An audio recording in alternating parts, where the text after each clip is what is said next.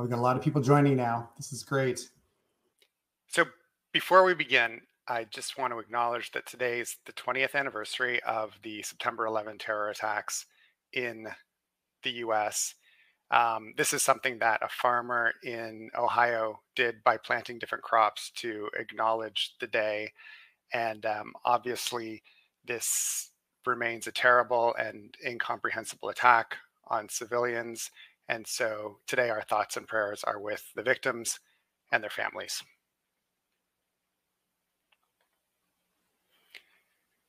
So, thank you everyone for joining the 2021 GRI virtual conference.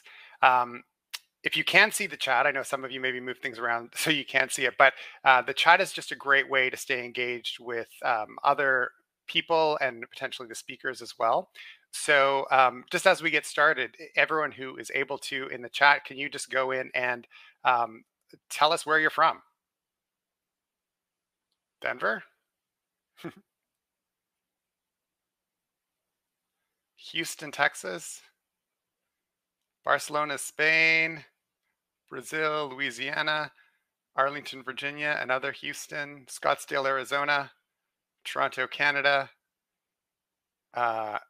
Arizona, Rotterdam, Toronto, New York, Iowa, UK, Toronto, New Mexico, Istanbul, Denmark, Toronto. Oh, this is great. Cornwall, Warsaw, Poland, Israel, Cardiff, in Wales in the UK, Germany, Pennsylvania. This is great. So many, so many people from all over the world. So thank you all for being here today.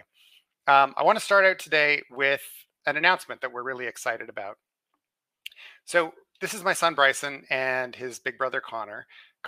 Bryson's always the happiest when Connor's with him, and here Connor's reading to him. But I want to talk just for a minute about Bryson's diagnostic journey. So the first thing that we got, the first diagnosis we got when Bryson was 2 or 3 months old was hypotonia. And then maybe a year and a half later, when they realized that in addition to his physical disabilities, he had a number of cognitive disabilities. So he got delay. And it took us nearly 10 years to find a diagnosis for Bryson. And the diagnosis really was just the name of the gene that Bryson had, which was GRIN1. And so this was fantastic for our family. It allowed us to connect with other GRIN1 families around the world. And we went to meetups with them in the Denver area, in Pittsburgh area, and in Toronto and in New Jersey. But we also came to realize that GRIN1 was really part of a larger group of disorders, a broader group that we call GRIN disorder. And so when Denise and I and some other GRIN1 families got together to form Cure GRIN, it was really important to us that we recognize that this should be set up as something that involved all of these different GRIN genes. And so that was built into our purpose right from the beginning. But more recently, we've come to understand from researchers and talking to other families that even GRIN disorder is part of a broader group of disease that we call GRI disorder. So what is GRI? Well, GRI stands for glutamate ionotropic receptors. And so in the GRIN genes, they code the NMDA receptor. So GRIN stands for glutamate ionotropic receptor, NMDA. And then there's GRIA, which is for AMPA, and kainate, which is for GRIC. And so we know of currently at least 9 different genes, variants in 9 different genes that can lead to the single gene diseases. And there may be others. There may be diseases in GRIN3 and GRIN2C, but these are still kind of investigations. So these are what we know of today, and the groups that we've made contact with. So one of the things that we've really been talking about over the last year is how Cure GRIN should work with this broader group of GRI disorders.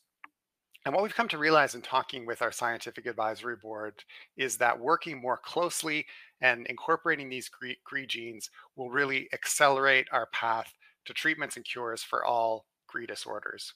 And so here's why. The AMPA and NMDA receptors in particular are part of a single mechanism. So the NMDA receptor doesn't get activated if the AMPA receptor doesn't trigger it. We know that for all of these GRI genes, there's a significant overlap in researchers. There are similar symptoms among the diseases, and we believe there's also similar paths to a cure. We know that all 4 of these genes are associated with autism. And we also know already that GRIA families have raised more than $50,000 for research through Cure GRIN.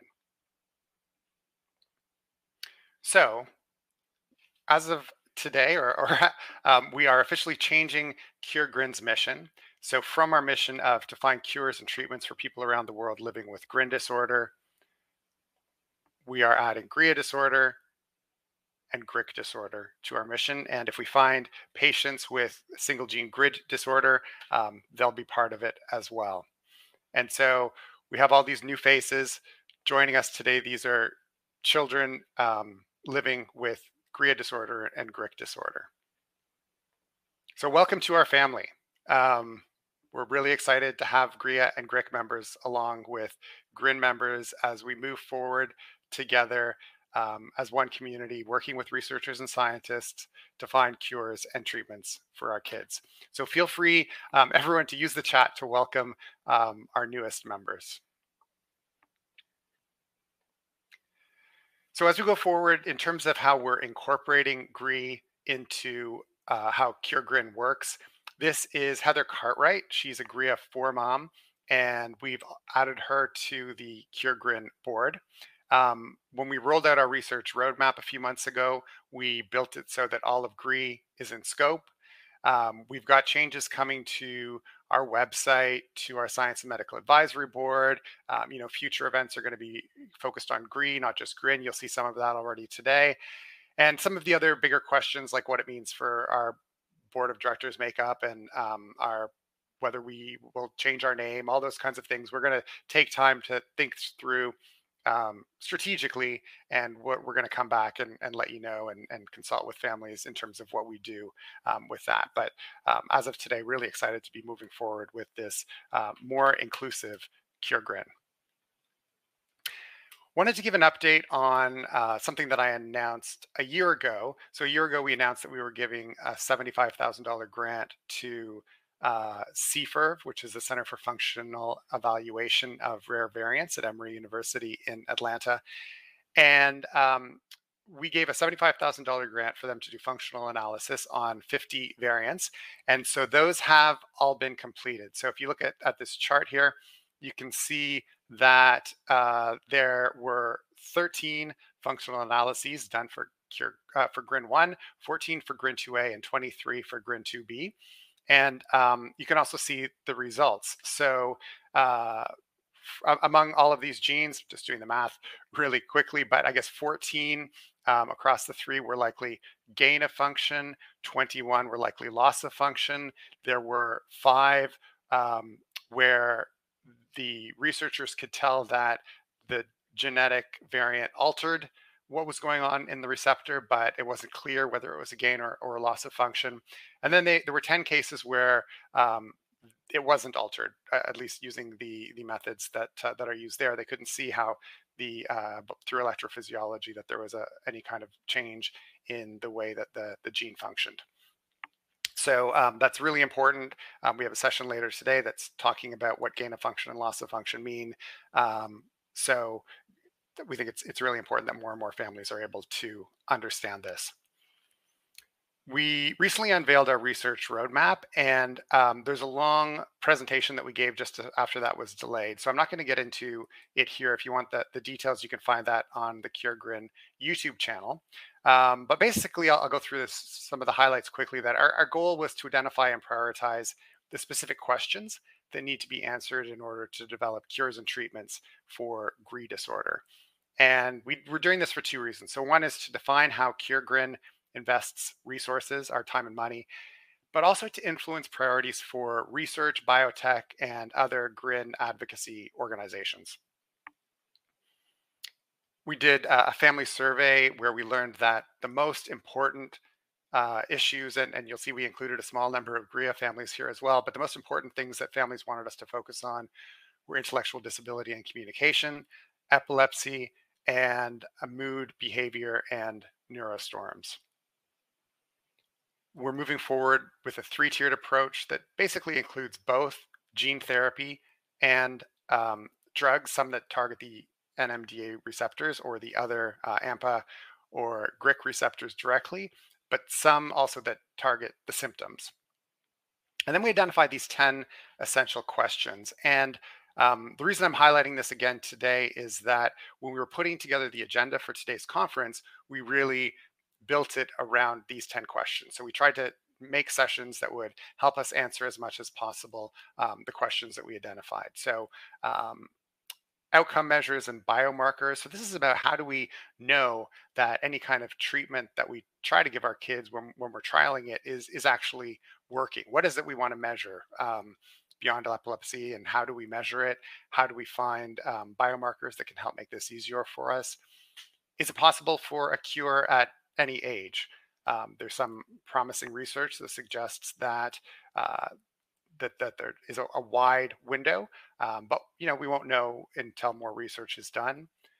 For gene therapy, what's the best place to deliver it? How can we deliver gene therapy for larger genes? It's easier for smaller genes like GRIA and GRIC and GRIN1. It can be more difficult for the GRIN2 genes. What are the optimal drugs and molecules targeting NMDA receptors? Are there existing drugs that can be repurposed for GRI disorders? What symptoms are due to receptors outside of the brain? So for example, we know that most of what we talk about when we talk about GRIN disorder is what's going on with neurons in the brain. But there are NMDA receptors and GRI proteins in other parts of the body as well that may be contributing to some of the symptoms. So that's something that we want to look more into. How do we improve symptoms by targeting downstream? So, for example, is what's going on with our kids causing neuroinflammation, and is there a way to treat that? And then finally, what are the functional and phenotypic details for each variant? So, is each gene for each variant, is it gain of function or loss of function, and how is that tied to the symptoms that we see in our kids? So, as I mentioned, we're trying to build as much as that as possible into our agenda today. So our first session is, we're calling it GRI Families Unite. You'll get to hear from families with GRIN, GRIA, and GRIC.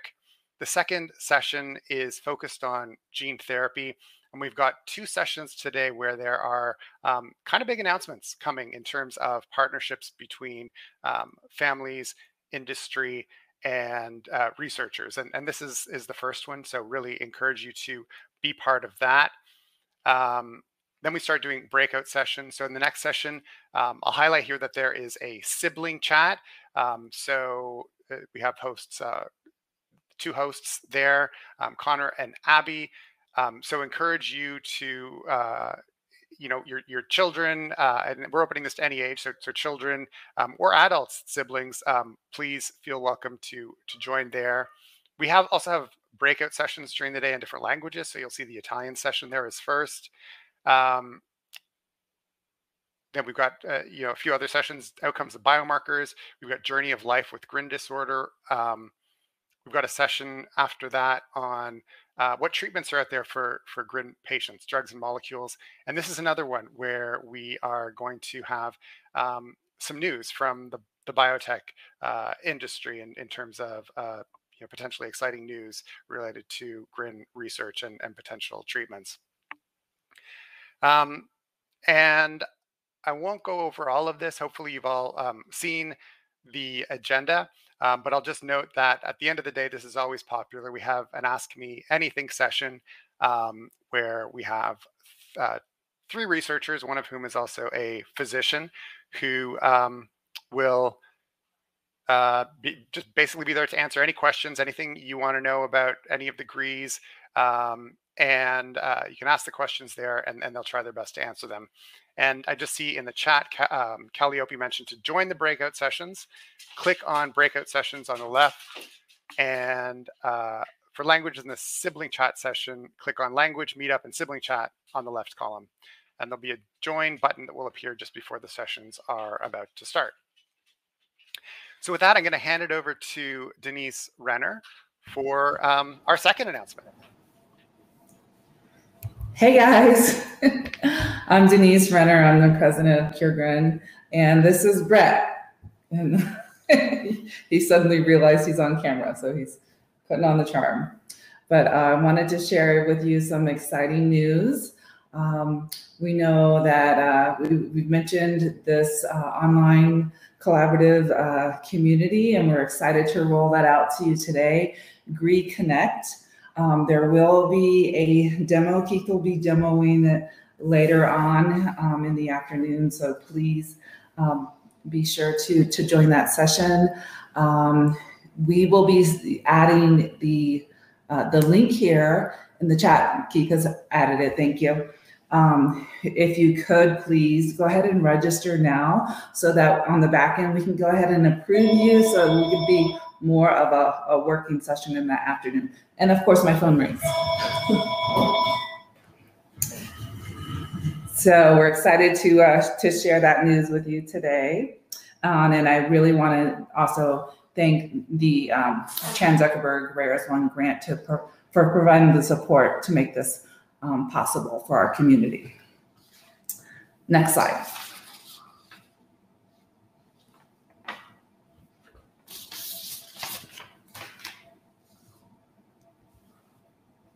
Keith, can you advance? Are we stuck? Yes. I'm just trying to find out where to do that. The window went really small on my screen again. You know what? I'm going to stop sharing it. Share it again. Oh. I'm going to share it again. But as you do that, I'll just remind people that this community is for it's to connect with family members, with researchers, with clinicians. There's different discussion groups that you can participate, anything that you're interested in. And so we're really excited to be able to provide this platform that allows us, all the GRIN community, all the different GRIN genes, to be able to collaborate together and also talk with the different clinicians and researchers. And then we also want to remind you to save the date for our in-person conference in Boston in April. We're really looking forward to seeing people in person. You'll notice the pencil there is really to really say that we're you know, none of us is sure if we're going to be able to participate in person by that date. Right now, everybody knows the numbers are trending not in the right direction, but we're hopeful, and we're going to be monitoring very closely the COVID situation. We're also going to be putting out a survey for the families and the researchers to gauge people's comfort level for booking travel right now. And we'll be putting that survey out through our different platforms for email and social media. So we'd really love your feedback on your comfort level for booking for the spring. And many of you know that GRIN was fortunate enough to have received a 2-year grant from the Chan Zuckerberg Rare as One program, totaling $465,000, which is truly amazing. And it's been really crucial in helping us launch and grow our organization capacity. Just a reminder that the program itself is really on building the capacity, giving us Rare Foundation's tools, mentorship, training in order to help us grow and accelerate our progress. So it's really allowed us and other organizations to expand our research network and gain the skills and resources that we need to evolve the organization. So we're grateful. We're really grateful, but we're really excited to say that Chan Zuckerberg is opening up additional funding opportunity and is allowing us existing grantees to apply. So of course, we're going to be taking advantage of that application, and they're going to be making decisions in early December. So we will certainly let you know. Next slide, Keith. And I want to thank everybody who participated in our second annual Get Moving for GRIN this past July. We had families and some researchers participate in doing a half marathon, a full marathon, and some overachievers even did an ultra marathon in a month. We set a goal to raise $30,000, and we're just thrilled to say we knocked it out of the park. We raised over almost $55,000, and I want to give a huge shout out to Miles for Miles, the little Bonk family, who alone raised $27,000. Just truly, truly amazing how our friends and family and our network gather around and support our families. So thank you so much. And I want to remind people that we have these are our upcoming campaigns throughout the year. We have our Count Me GRIN that we typically do in November, but we also opened it up to really year round. You can do a campaign any time of the year, but we will be sending out communication for the Count Me GRIN again for November. And of course, we have the Giving Tuesday that's always popular end of year giving campaign. We will be participating in our third awareness month. We'll probably be renaming that to Grief Disorder. And then there's always the opportunities for year-round campaigns through Facebook, truly the easiest way to raise money to help support this really crucial research that's going to advance cures and treatments for our disease.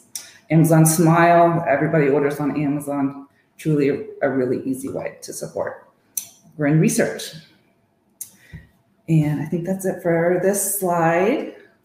Oh, and then we do have a grand prize for any of the campaigns that you participate in throughout, by March. For every family that raises $2,500, you get one entry for the grand prize, which is a luxury suite at our upcoming conference. Whether we hold it in April or at another time, you will still get your luxury suite. So that's truly exciting. For every $500 over $2,500 that you raise, you get an additional entry. So increase your chances of winning. Next slide. And then I just want to remind everybody, people ask all the time, how can they help? For families, it's submitting your kids' information for our registries. Those are both on our website based on what region you're located in.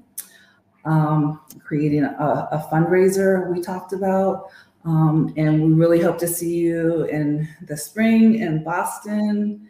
And if you have any special skills or talents to volunteer, we're always looking for volunteers. There's no shortage of work to be done. And stay connected with us. Follow us on social media. Make sure you're signed up for our newsletter to stay up to date on really important announcements throughout the year. And thank you, everybody, for joining us.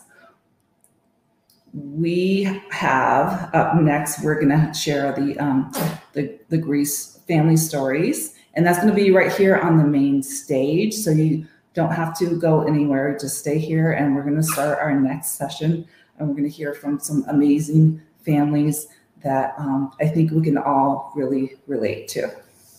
Thank you. Say bye. Bye, Brett.